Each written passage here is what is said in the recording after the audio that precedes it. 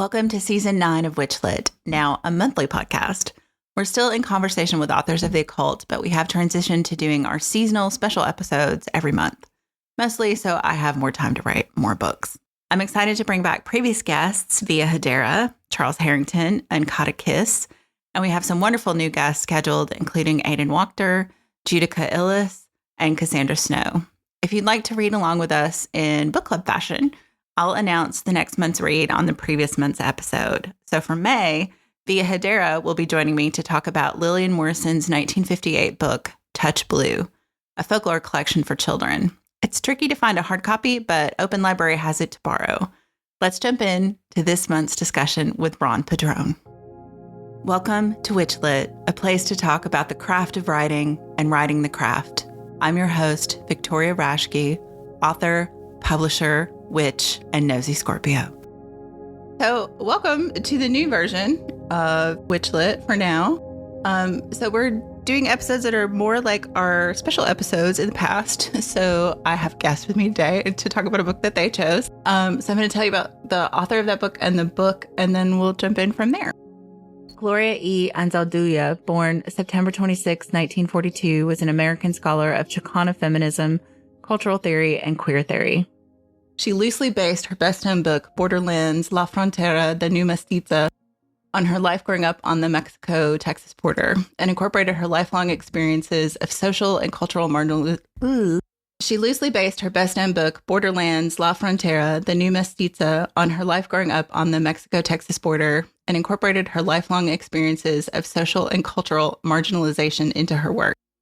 She also developed theories about the marginal, in-between, and mixed cultures that developed along borders, including on the concepts of Nepantla, Hoyoshauki, imperative, new tribalism, and spiritual activism. Her other notable publications include the co-edited This Bridge Called My Back, writings by radical women of color. So we're going to talk about Light in the Dark, Luz en lo Oscuro, rewriting identity, spirituality, and reality. And I'm apologizing now, and probably will throughout the episode, for my bad Spanish and Nahuatl pronunciations. Anzaldúa wrote Light in the Dark during the last decade of her life and published in 2015. Drawn from her unfinished dissertation for her PhD in literature from the University of California, Santa Cruz, the book is carefully organized from the Gloria Anzaldúa papers by Ana Louise Keating, Anzaldúa's literary trustee. The book represents her most developed philosophy. Throughout Light in the Dark, Anzaldúa weaves personal narratives into deeply engaging theoretical reading to comment on numerous contemporary issues, including the September 11 attack, neo-colonial practices in the art world, and coalitional politics. She valorizes subaltern forms and methods of knowing, being, and creating that have been marginalized by Western thought, and theorizes her writing process as a fully embodied artistic, spiritual, and political practice. Light in the Dark contains multiple transformative theories, including Nepantleras, the Coyoshauki imperative named for the Aztec goddess Coyoshauki of the moon, spiritual activism, and others. Both of these sections were from Wikipedia, and there's definitely more about her there. But the person that had chose the book and is on with me today to talk about it is the Reverend Ron Padrón, and I'm going to have him introduce himself. And his Spanish pronunciation is better than mine, so you won't have to suffer as much. We'll see. No pressure. Hi. So my name is Ron Padrón, Reverend Ron Padrón, he and pronouns, and I am a gay, disabled Cuban American hedge priest, and I am the creator behind White Rose Witching.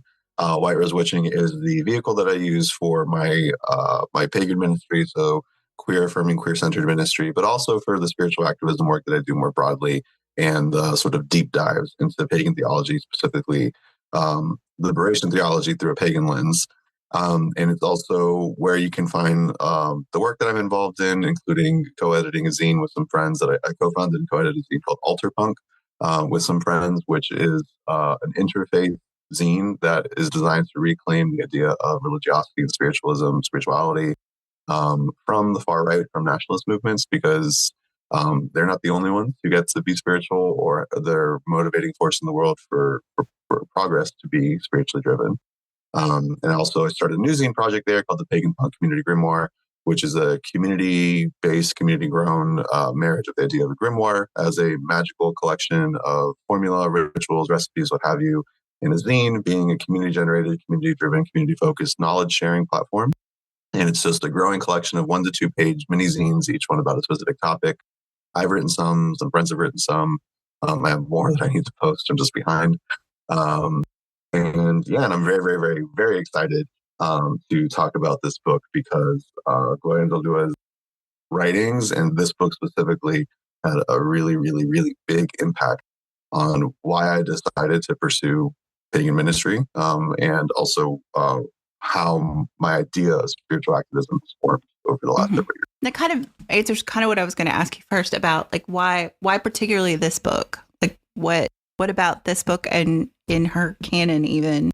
Why did you choose this one? Yeah, so in I want to say 2020, I was doing a lot of reflecting. I was connecting with a lot of folks. It's when I had started to kind of re-engage my spiritual practice in the couple of years leading up to that. And then when, in the States, when we found ourselves in like a lockdown, I had a lot of time to sit and think. And I don't know that I ever fully really heard the term spiritual activism before. So I was chatting with a friend of mine who is a longtime trans activist, LGBTQ plus activist, does a lot of sort of interfaith coalition building. And they had introduced me first to another book by, I'm blanking on who the author is, but the book is called Activist Theology. And so I read that book, and it was a more sort of like Christian-centered, but like progressive Christian-centered book, but it was still really accessible, really interesting. And that started my sort of journey to really piecing together or connecting that like a lot of what drives me in my social justice work that I do, both personally and professionally, it feels like a calling. It feels like sort of a spiritual calling to do that work. They then recommended this book to me, this Gloria Anzaldúa book, and which ended up turning into the basis for a presentation that we both did together at the Salem Witchcraft and Folklore Festival, I think in 2021. It was about spiritual activism, dreaming different worlds. And yeah, just like from the get-go. So I'm first generation Cuban American. My mom was born in Cuba. She came here with her parents when she was really young. They were refugees. My dad is American, but I grew up almost exclusively with my mom's side of the family. And so between that, being queer, being disabled, like all these identities and stuff like that that I've found out about myself or gained over the course of my lifetime, there was just something super accessible about Gloria Anzaldúa writing from this, in this book specifically, this position of this intersection between being somebody who has multiple identities that exist on a margin, but also how that informs the ability to engage with spirituality, art, reality, social structures, whatever that might be, in a more fluid way. And so that just, again, like it just so spoke to me and became so foundational to the work that I do with White Rose Witching, how I approach specifically working with folks with marginalized identities, possibly multiple marginalized identities, that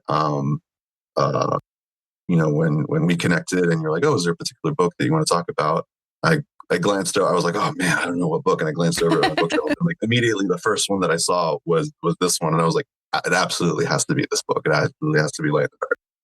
We talked a little bit before, as listeners know. And when you suggested the book, I was like, I went and looked, I was like, oh, this sounds great. And then I kind of got nervous when I got it because I was like, my brain is mush right now. Can I read an academic book and get anything out of it? And then I started reading it. And though the editor's introduction is kind of academic, like once you get into Anzaldúa's writing, I mean, it's deep and thoughtful, but it does not sound like academic writing.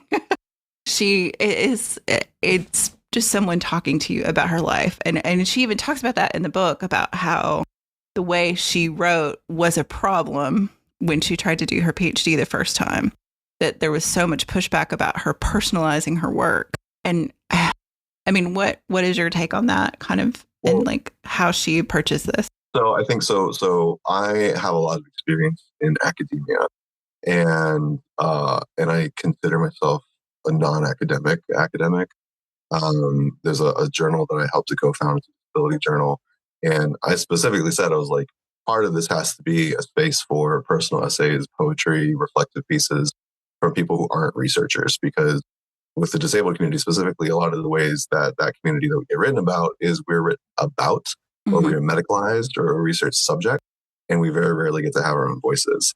So that to me is, part of the reason that I love writers and activists and intellectuals and philosophers like Gloria Anzaldúa, who make their writing accessible, but also unapologetic. Mm-hmm.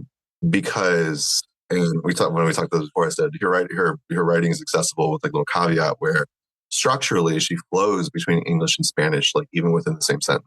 So if as somebody who grew up around Spanish but is used to reading primarily in English, it was still a little bit jarring to kind of open up a book and see that, and it took a little bit of getting used to.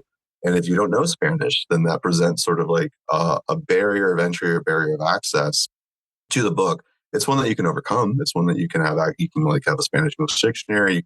You can still engage with the work, but it's also an intentional part of her writing, and it's a decision that she made in order to honor her identity, but also to then make folks who are engaging with this work in some small way experience maybe sort of the frustration or the types of obstacles that come with having to navigate between different cultures, different identities, different languages.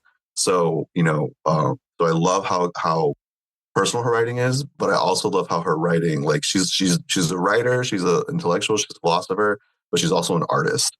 And and you see that she has in the book, there's some examples of some of her art, but her writing also is very much an art form. It's so interesting and to think about, and I think this is a little bit in the introduction, but she wrote this book over quite a span of time, wrote different chapters over quite a span of time. And I guess it's the last 2 or 3 chapters, she goes into second person. Mm-hmm. And then there's a whole section in that about, I don't want it to be first person anymore because it centers me in a way that I really want to talk about what this means. And, as a writer, I'm like, second person is hard. Like that is hard to pull off and not seem contrived. And yet she does it for 3 solid long chapters and it completely works.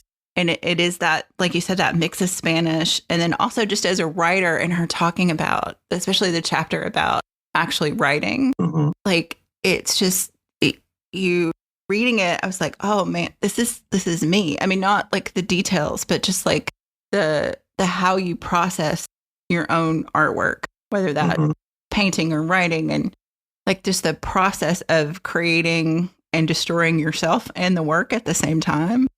And I was like, oh yeah. Yeah. And that's that's one of the main through lines right throughout the book is the constant interplay back and forth between like destruction and creation. And I mean, the book opens, I think the first chapter is called the Koshakui Imperative. And that whole pulling from the mythology about like the moon and how, the waxing, the waning, the moon, representative of like the dismemberment and rememberment of that particular lunar Aztec goddess. But then how she takes that core identity, that core mechanism, and then applies it over and over and over again to all of these different things, whether it's writing, whether it's identity, whether it's reality, whether it's, what have you. And so she's applying it. It's like this super meta thing where she's like, here's this idea. I'm going to apply this idea to all these things. And in applying this idea to all these things, I'm going to destroy and rebuild the idea itself. And so, yeah, it's just because for me, the chapter that really hit home for me was her chapter on identity and identity being performance and what it means to have an identity, what it means to have labels for identity. When do we choose labels? Like that for me, when I read it the first time was really impactful. And when I read it the second time, I had forgotten some of the stuff that was in there. Not the second time, I've come back to this book multiple times. When I read it for this, there's some stuff that I've forgotten there. And I've just been having some conversations with myself about identity. And it hit differently again. It's like and I think from when I first read this book to reading it now and kind of what I'm going through right now and some personal stuff in my life, it was I had this like very real bookend moment of just like, oh wow, like yeah, like she's right. It is this constant construction and deconstruction, this constant. She calls it. She does cool things with words, how she writes them. It's like des/conocimiento, so like desconocimiento and conocimiento, so unknowing and knowing, or forgetting and knowing. And so it's like, yeah, it is this constant interplay between remembering who you are, building yourself up, but then the unmaking of that, and just how that's like a cyclical part of our lives that we don't hold a lot of space for. Yeah, I was thinking, when you were talking about the way she writes words and how that is so conceptual, like the nos/otros thing. And I was thinking, like, even if you don't think of yourself as a marginalized identity, we all play to that. Like, it doesn't matter. Like, we all have these public, private personas. We all have us and other, she's talking about in this very intersectional way around her identities, but it's so much more universal than that, which, again, makes me angry when I think about how work like this gets compartmentalized or almost ghettoized in academia. Yeah. When she's really speaking in a universal way to you. Yeah, and I think, so it's important to name too that, especially when she's talking about that. So that no/ultra, so like in Spanish, nosotras, nosotros, whatever, like that's the word for us. When she takes that word, if you break it down, she puts a slash between nos and otras. So it's nos, which also means us. It's sort of like I don't know the grammatical terms, but it's that, and then otra is others. So it's this idea between the interplay of we is the combination of us and others. But it's also important to remember that, like, a lot her writing is informed by a lot of her by her identities, many marginalized, right. Many with her identities that she had no choice in. She, she's a woman of color, Chicana, queer, so disabled, disabled, yeah. So identities that she had no control over, and also some identities that she had no control over whether or not they were public. Mm-hmm. And you see that show up a lot in her writing and some of the examples that she gives. And for me, that there were certain aspects that are resonant for me as a queer person, as a disabled person. But then there's also going to be some stuff that's not accessible to me because I'm not, a signed female of birth. I'm not somebody who presents as a woman. I'm a white presenting person, so I'm not, I don't navigate the world with what it's like to be somebody who has darker skin. So like she talks about, like, it's that nos ultra thing she manages to pull off so well, where it's like, these are my experiences. These are experiences that are still informative for the way that that some of the identities or experiences that you have too. But she does it in a way that is still asserting agency or reclaiming space as, a queer disabled woman of color. Like, she's not giving that up in order to, like, make space for, the majoritized sort of population. She's like, I think she's just a phenomenal philosopher and intellectual. Yeah. And it's done so eloquently, and I can only imagine, like, how, based on what we know just from this book, how her writing process, it seems effortless, but I know it wasn't, like that. And I think in the introduction, it says she did not get her PhD from Santa Cruz, but they did actually award it to her posthumously. Mm-hmm. So technically she did have a doctorate, but there's so much about this book, like just how personal it is, and just kind of her struggle with being alive and trying to create and fighting her own body while doing that. And these intersectional identities. And I don't know, I feel like I'm going to go back and read this book like 2 or 3 more times and see things I didn't see the first round. There's just so many layers. Yeah, absolutely. I think this was probably my second, maybe my third, like, full read through again through the book. But, like, there are definitely parts of it that I go back to.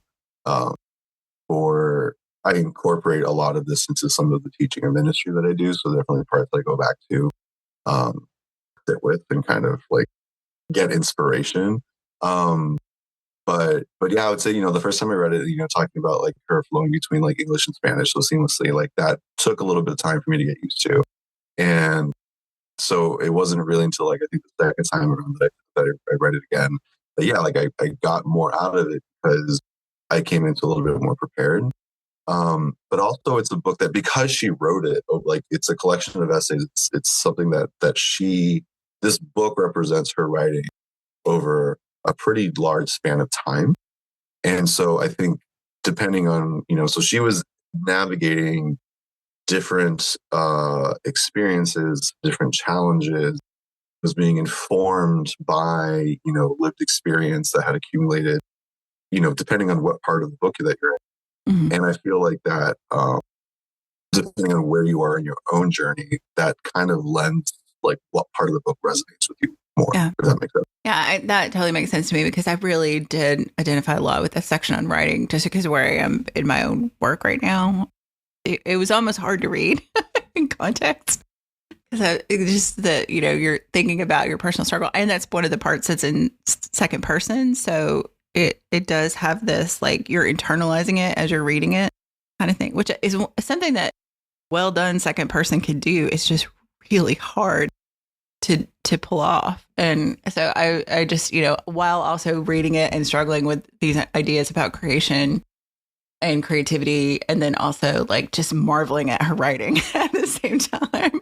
Yeah. I mean, I think for me, so I'm not a writer by trade. I think for me, what always stands out with her work is kind of getting back to the accessibility of it, right? Is mm-hmm. at the heart of what she's talking about, like whether it's identity or sort of the dissolution of like solid systems or structures and the frictions that's happening at the margins, whatever the things she's talking about are complex and heavy things, but she writes about them in such an effortless sort of prosaic way that it makes it accessible and you don't necessarily realize how deep she's taking you into a space until you're in there. And then you're like, oh, wow, wait a minute. Like this is transformative, which I think is indicative of, again, a great philosopher, but also a great teacher, where she kind of tricks you almost into going into this like deeply critical self-reflexive space that I think if it was written more academic, right, then I think a lot of people would chafe at her bucket and be like, that's not a thing that I want to engage with. I don't want to go with it right now. But she kind of spins you into it without realizing that that's where you're going. It really makes you think about how she talks about el cenote over and over again, like because I think she could have said in English a well, but the well doesn't have the same connotation to me as a cenote because of how they were built, and this really like digging down and being able to walk to the bottom of the well. Like a cenote is so different than a well. And I was just like, well, and also sorry, I was going through my books. I thought that was one of the ones that bookmarked, but it's not. But also like taking into the cultural context of the cenote too, of like what the cenote means as far as gateways to the underworld, what happened at cenotes, offerings being made. So there's something also like if it was just a well, right, then there's something that's almost sanitized or sterilized about that. But being like, no, we're taking this deeply cultural, deeply spiritual symbolism, structure, location, metaphor. And that's what we're using because that's what all of this is. Like you can't strip away, you can't sanitize it and just be like, yes, we're going to go deep into the well. Like there's something functionally, metaphorically, and spiritually different and more impactful about engaging with a cenote that is representative of like you cannot talk about the cenote and strip it of its spiritual meaning, of its connection with the underworld, of its connection with death. Like you cannot do that in the same way that you can with a well. Yeah, one of the things I marked and underlined in my copy was talking about, the things, the offerings to the cenote, like fruits and vegetables and virgins and your children, and what survives is then sacred and holy. And I was just like, oh, that I had to stop and just sit with that for a while because I was like, that really is, and just such a good marker of how the way that she does transition between languages, like you said, is also the cultural transition and the philosophical transition, and forcing you into that space with just something that seems as simple as using a different word. But there's so much encapsulated in that. Yeah, like I kind of am just like I said, as a writer, just in awe of her writing, and just like you said, how effortless it seems, but how much work you're doing and not realizing it as you're reading. Yeah. I also like too how you talk about her process, right? And you're just like, yeah, it seems effortless, but like, that this is something that is refined. Like there might be something sort of intuitive to it, but it's also something that has refined over the course of her life and her writing career. But I also love how you see her thought process, and she talks about this too, right? Like about like a visualized thought process in some of the art, or some of the things, the images that are in the book are also images of like how the way that she has to contextualize her own thoughts to herself, or her own philosophy to herself sometimes, is in drawing. It's like drawings with notes around it. So like even then, it's not something that she can sort of verbalize initially. And so it shows that process of like, yeah, no, these didn't start as words. This was an idea. This was a thing that the only way she could express it at first was through her art and through vague notes that kind of, the notes make sense once you read like the book and you go back to them and you're like, oh, okay, I see what's happening. But like that process of like, I don't know a lot of writers who their first draft of a book or something like that is them sketching out what happens in the book necessarily. Yeah. So there's also her creative process is also this really interesting weaving between visual art, or communicating, okay, well, I'm thinking about the first way I'm going to get it on paper is by drawing it out, and then I'm going to write about it, because then I can write about the drawing, because that will help me actually figure out how to talk about it. Yeah. And I think especially there's so many of those in the book. And the first one, I was like, I kind of glossed over until I want to say she gets into more of it later, because I didn't really give the first read through, right? Like I got like the drawing was like, okay, that's interesting. And then when she starts really talking about what she's doing, and then I went back and looked at them, and you're right. Like it's like, oh, this is the outline of her theory. Yeah. And it's just, again, just remarkable. And just thinking about that process of visualization, then writing about it. And then she wrote in community in a way that I think a lot of writers don't. She really she talks about her writing comadres, that she has this whole group of people that she sends her work to and looks at their work. And thinking about that, like, that's a lot of time for one. Like, as a writer, like reading and cogently speaking on someone else's work takes time away from your own work, away from whatever else you're doing, and to know that she wrote in this very open, and I think Annalise Keating talks about that in the opening too. Like she just like asked her, who was a student, to look at her work, and she's like, I don't, that was so remarkable to me that she was just so open with like her process, because a lot of writers do write in a black box and you only see like the finished, edited, published work. I think that part was really interesting, and Anna Louise Keating honors that in the back of the book by including so much of like the alternate chapters and other stuff in the back that I didn't even get through all of that. But it's just like, this book is so much about process too. Like as a writer, like I think this is an incredible book to read as a writer, in addition to like all of the other things you're going to get out of it. Like it's just really, there's so many layers to go through. That's really cool. I never thought about that. About, again, like, so I'm not written a book. Maybe that's on the horizon. I have no idea. You have done writing though, and you've edited a book, which is a whole different process and work. Don't short sell yourself. That's that. Okay, thank you. But yeah, when you were talking about her writing in community madres and that, what came to mind for me was one of the things that she talks about. One of the part of her philosophy is nibbana, which is a Nahuatl word for sort of like the in-between space. I think the best way that we can contextualize it in English is sort of like liminal space, but it's so much more than that. Like it's liminal space, but it's the space where change happens. And I think, to me, I think part of her process of being in community. So in addition to Nambala, she talks about people who are Nepaleros and Nepaleras. So they are the people who not just find themselves in this space, in this in-between sort of change-making space where possibilities happen.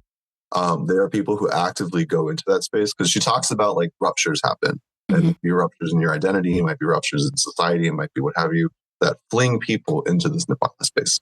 So we often find ourselves against our will. But people who are Nepaleros and Nepaleras, they're folks who go into that space willingly, because that is the space where they understand that like progress happens, where change to create healing is possible. And then in doing that, they are the people who can help guide folks through that rupture, through that transition. And so I almost see her writing in community as stepping into that Nepalera sort of space of just like, we're working to build or to create something, this book, this chapter, this essay, whatever we're working on together. The Bridge Called My Back was a collection of multiple writers that we're working together to step into this sort of breach to then create something that's going to come out on the other side. So to me, it's almost like her not just like talking the talk of Nepantla and kind of being in that space, but also like walking it, of being like, I'm stepping into the space and community to then model what it's like to then engage in this creative process. Because part of writing, you're right, like I have sent journal articles or whatever to folks, and like part of that process is having your stuff deconstructed and ripped apart, and then you have to rebuild it. So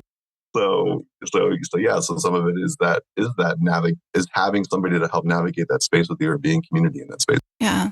Well, I was just thinking, like, it's interesting when you said, I'm not a writer, I'm not, and I was like, well, before this, my knowledge of you is as an editor of a book that I contributed to. So like, so I have like, my interaction with you as an editor, and like, I thought your notes back. So I don't think we mentioned this at any point. So Ron co-edited the most recent We Are Radia book, Serpents of Circe, with Laura Tempest Sackroff. And so I submitted a piece, which is part of this bigger work that I'm working on. And your notes back were like, can you make this a little more succinct? And I was like, yes, I can do that. But it wasn't a critical thing. I mean, it was critical in like critique, but not critical in negative, whatever, But I was like, oh, okay.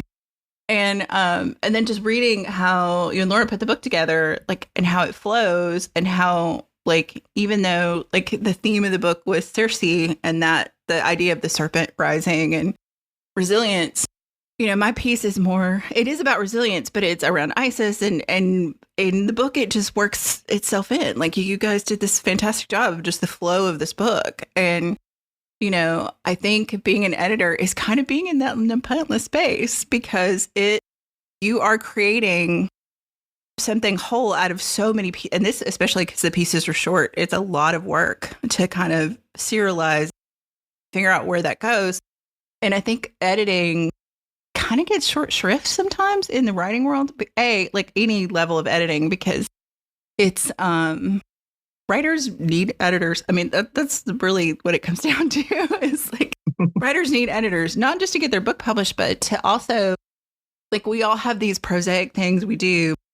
And I love that she talks about her literary vices, because we all have them as writers. And that's the work of an editor, is to see through that to the work. So I don't know. It's kind of fascinating to me to think about that all in context. Well, when you frame it that way, of like the work of an editor, to like see through those vices, see through that to the work. I mean, that almost mirrors the language that she uses herself when she talks about sort of being in the Nepantla space, and the role of the Nepantla, sort of crossing that bridge, is they see behind the facade. They see behind what is happening to what is really happening, and they see sort of the cracks and things to actually then see, what a possibility is. And so it's interesting that was the language that he chose to use in that instance, because that mirrors very closely like how she writes about the role of the Nepantla or the Nepantla. Like, they're the ones who can see behind what is being fed to us, like societally, to the larger scheme, to the larger picture that's happening. I was thinking, like, for listeners who haven't read the book or maybe even a little bit familiar with her work, like, what would you direct someone who read this book to next? Like, kind of in your philosophy of like, okay, if you've read this, where do you go from here? I think if you read this and well, if you read this and you enjoyed it, this Bridge Called My Back is a great collection, and I highly recommend that one too. It has some of Gloria's stuff, but as mentioned in the intro, it's an edited collection of other essays, other pieces too. I think I also gravitate towards probably Audre Lorde. I think for me, there's a connection just thinking about the folks who kind of inform like my activism work. And so I think probably Audre Lorde. And then if you haven't read Pedagogy of the Oppressed, I always recommend people read Pedagogy of the Oppressed. I think those would be where I would direct people to. So how, I guess maybe I can frame this question the way I'm thinking it in my brain. I need to make a drawing, perhaps. So like I'm thinking about like in context, like I think about, like a lot of books written kind of in this pagan spiritual space right now. It's very concrete. Like here's a spell, here's a ritual, and we're talking about things in kind of a bigger, around activist spirituality, but in kind of in spirituality in a bigger sense. So like I'm trying to figure out how to phrase this.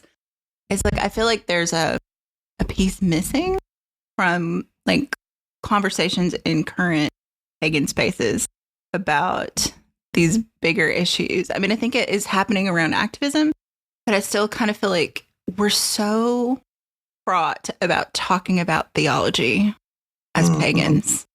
So how do you think about that? Like in context of Anzaldúa's work, of your work, of just like where we are in the evolution as a new religious movement? Yeah. Yes, that's a big question. Sorry, that's a big question. No, it's fine. So it's a great question though. So you talked about sort of like current sort of pagan publishing, like the works that are happening are very sort of concrete, where it's like, here's the spell, here's the ritual, here's what have you. So in some ways, I think it's kind of cookie cutter, or like copy paste, like plug and go, whatever, however you want to phrase it.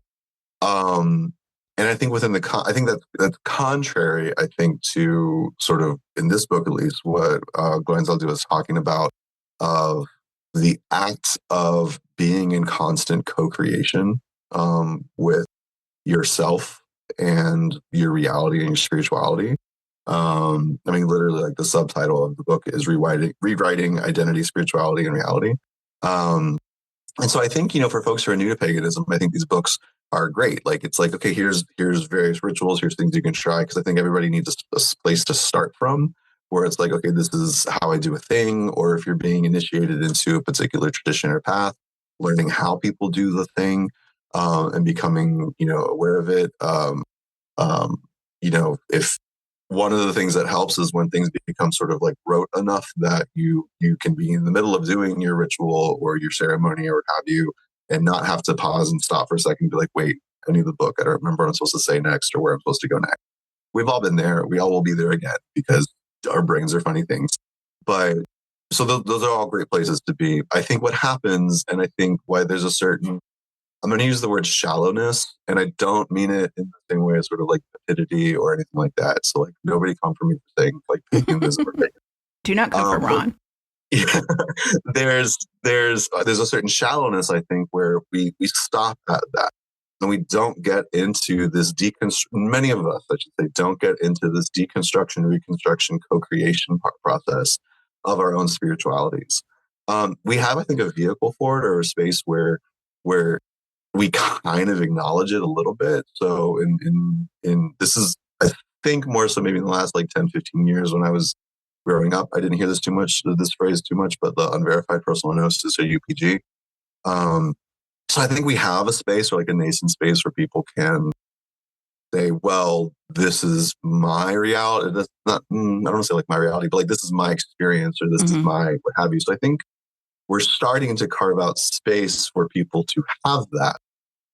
But we don't have I would say in some ways we don't have the nepaleros, the nepaleras, like the people who can then help guide folks through, okay, well, what does that mean though? We have all these UPG experiences. How is this being tied into your worldview, into your practice? And I think also, for a lot of us who are maybe coming from other religious backgrounds, for one reason or another, there might be trauma involved with that. Or there just might be distaste or dislike to like sort of an organizational structure. The type of people who can kind of help facilitate those conversations with their experiences are folks who kind of step into not even a leadership role, but who maybe step into like a clergy type of role. So, I think there's a need for being clergy, but I also understand that there's a knee-jerk reaction against, trying to institutionalize or mirror other institutions. But I think that's part of the conversation we need to have around theology is like, just because we have the word that we're using is clergy maybe, but just because we have that doesn't mean it has to look like something else.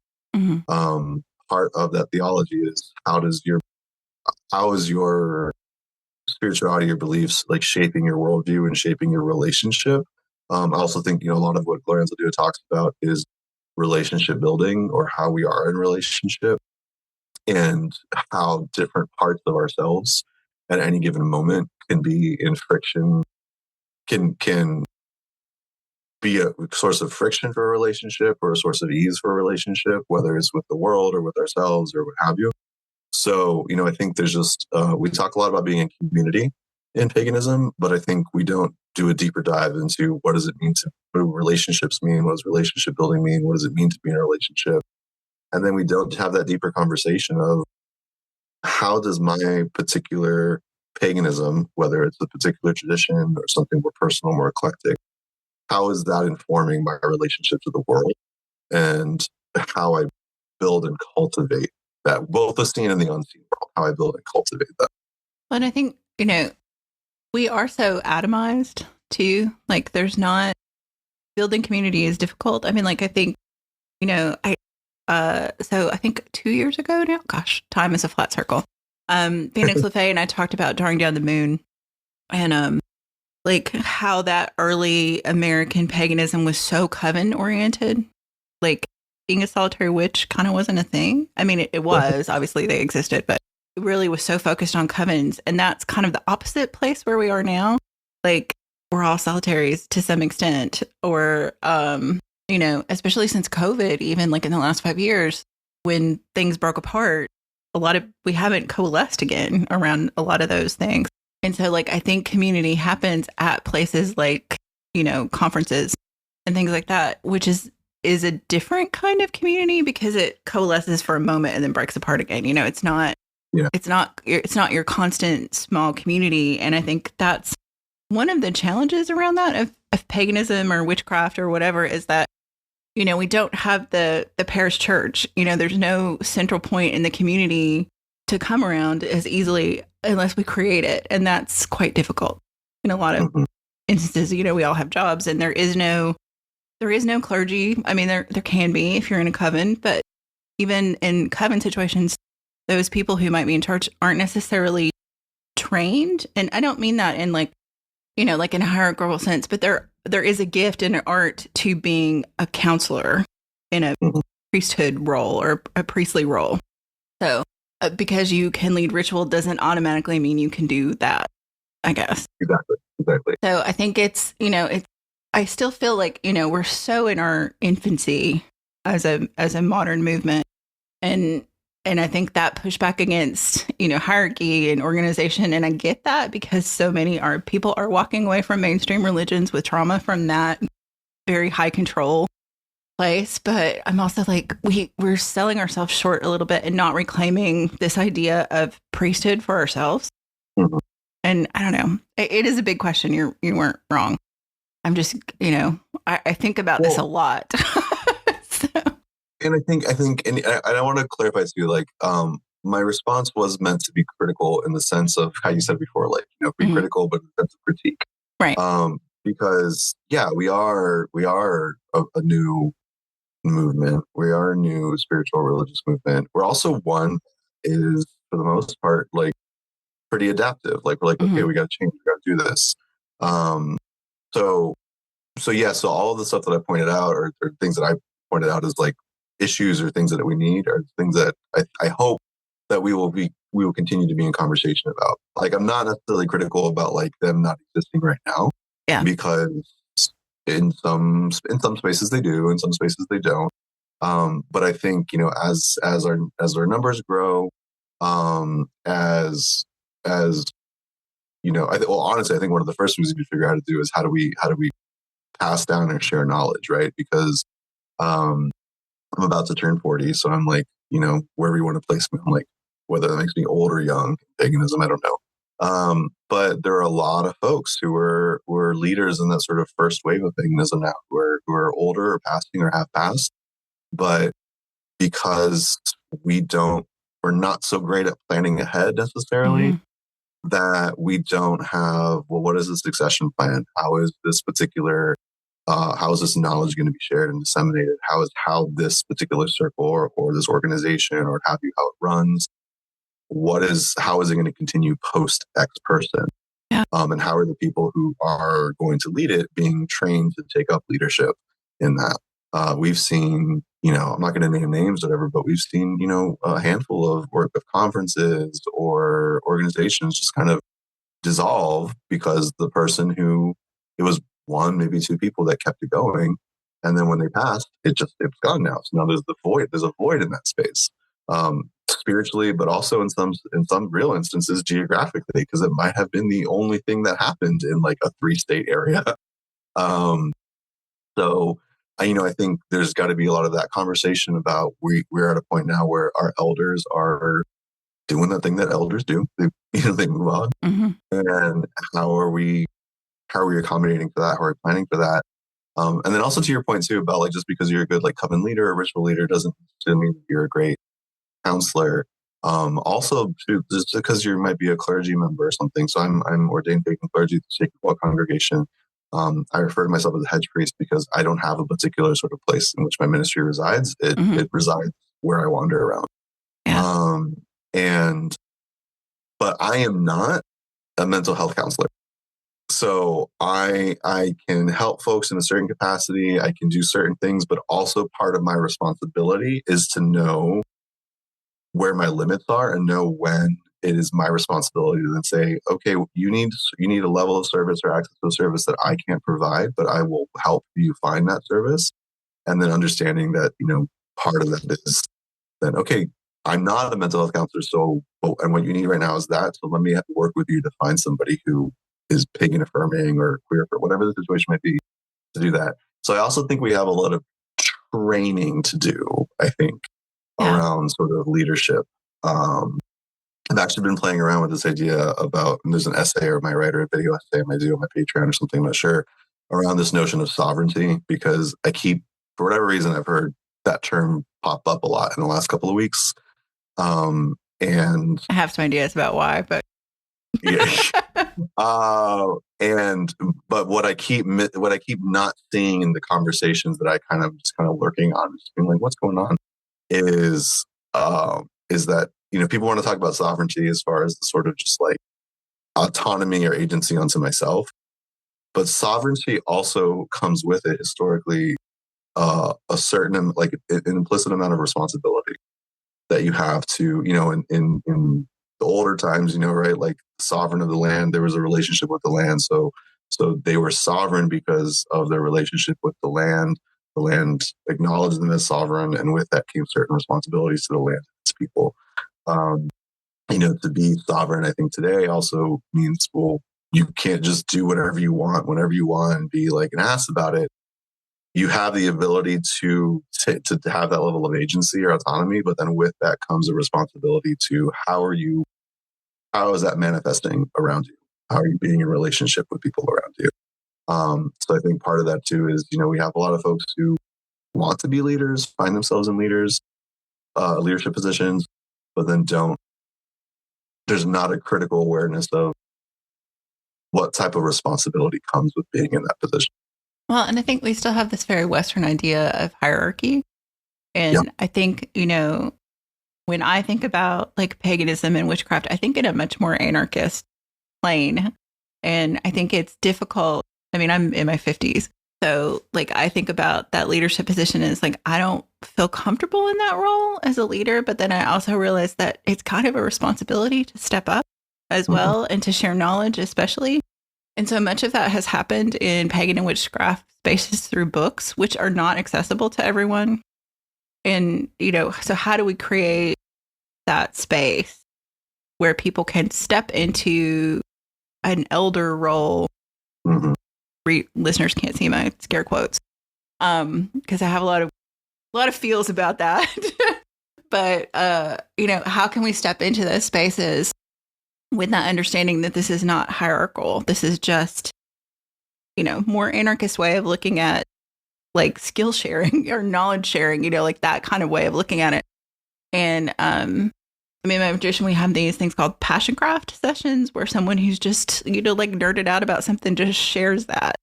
And, I love that so much. Like it is very much like an anarchist skill share kind of thing, and I'm like, how do we build on this? How do we look at things like mutual aid and anarchy and include that if we don't want to step into that hierarchical, high control situation of mainstream religions that we've supposedly left, yeah, clearly there's a lot, to think on and do, but I know you and I are not the only two people having this conversation, which is very heartening. Yeah. Well, and honestly, I feel paganism is like the perfect place to really lean into. Like if folks are looking for like, okay, we want to, because of trauma or whatever reason, like we don't want to replicate sort of institutional frameworks and stuff like that. I think paganism is a perfect place right now to lean into frameworks of like mutual aid, things like that. Like, so I'm really glad that you named that.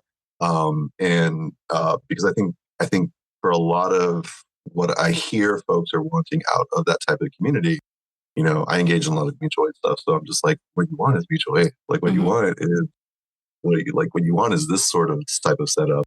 And I'm thinking about there's a book called the Pagan Leadership Anthology, and there's a essay in there, multiple essays from folks who were pagan leaders of various stripes.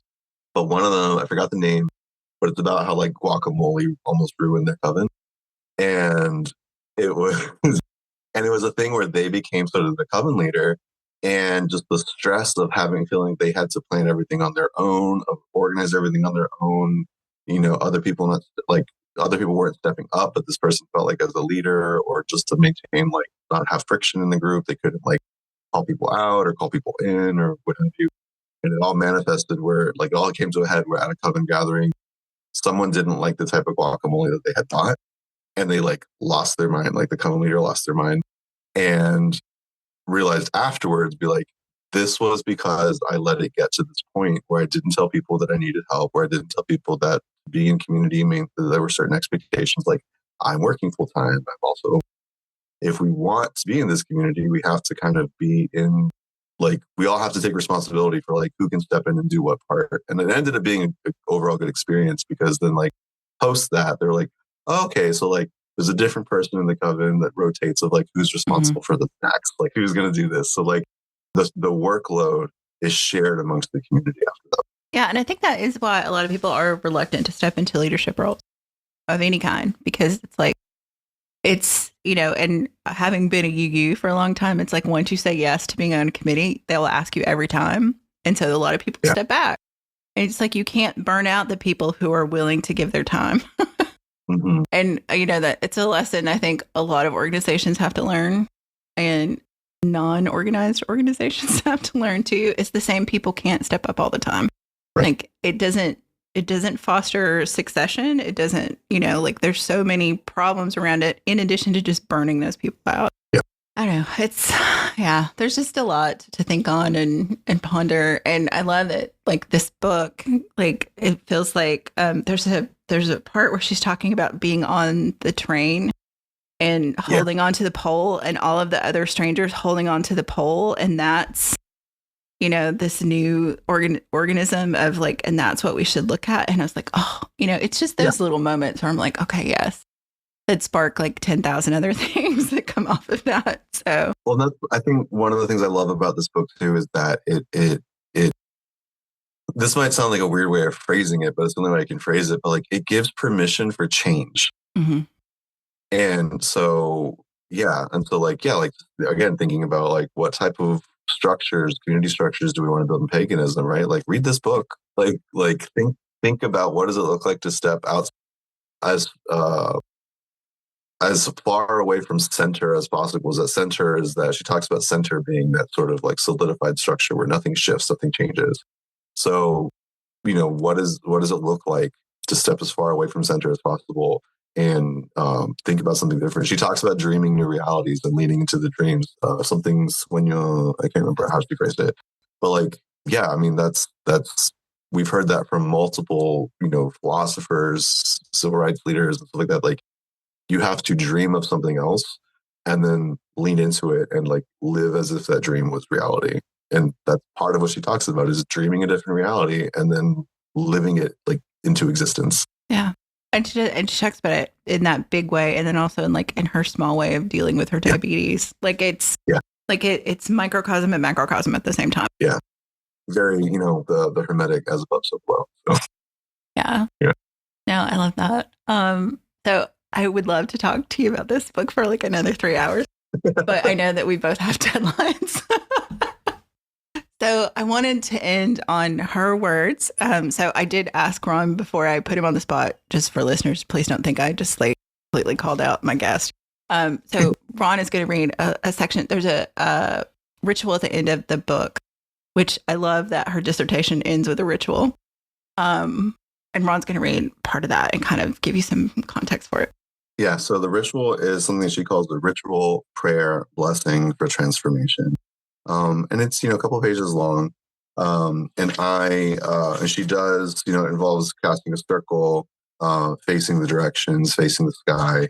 I'm going to read the part where after completing the circle, you return to the center and you are looking down and calling into the underworld. A lot of my work is with ancestor veneration, ancestor work. So this felt like the appropriate part for me to read. So may the roaring force of our collective creativity heal the wounds of hate, ignorance, indifference, dissolve the divisions creating chasms between us, open our throats so we who fear speaking out raise our voices. By our witnessing, find connections through our passions, pay homage to those whose backs served as bridges. We remember our dead. Pat Parker, Audre Lorde, Tony Cadebambara, Barbara Cameron, y tantas otras. Thank you. Ron, thank you so much for picking this book and introducing me to her work. I really that was a gift and I really appreciate it. Thank you. And thanks for your time. Yeah, no, I literally pushed this book on everybody. So this was great. Great. And, is there anything you want to plug here at the end for folks? This will air in mid-May. Or mid-April. Yeah. Sorry. So mid-April. Okay. So mid-April. So I think the thing I want to plug is I just recently launched a Patreon. So you can find me at Patreon at White Rose Witching, or you can go to my website, whiterosewitching.com, and there's a link to the Patreon up top. There's multiple sort of ways to engage, different membership levels to engage, but your support helps me to move into like the next phase of this project of doing deeper dives into queer history and queer ancestors, spiritual activism, and pagan theology. As I mentioned at the beginning, specifically liberation theology through a pagan lens. And a Patreon exclusive is bone casting. So that's something I've been practicing for several years. And so at the $5 and up level, you get access to a monthly bone casting where I kind of at the beginning of the month do a casting for, what's coming down the pipe. But at the top tier, you get access to me for a quarterly one-on-one bone casting that we can either do live via video, or I can do it, separately and then send you the video or send you a write-up of it. But, and the top tier spots are limited just because I do have other things that I'm doing. So I can't just constantly be doing bone casting as much as I would love to do. Your time is finite.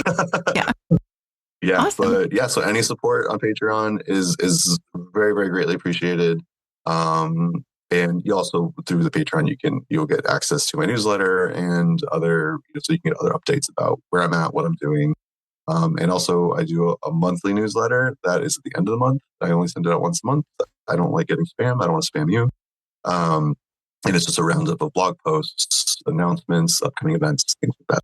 And there'll be links to all that. And I will try and put links to bookshop.org for all the books we talked about too, in addition to this one, if people want to dive in more. And I'll have links to your social media that isn't Meta on there as well. So okay. Yeah, I think so. I'm on Blue Sky, so you can find me on Blue Sky. I'll find you on Blue Sky. Great. And just a heads up that the Blue Sky stuff is less witchy stuff and more me screaming about politics. So if that's what you're into, follow me on Blue Sky. I mean, it has its own witchiness about it. Putting that power out into the universe, if nothing else. Awesome.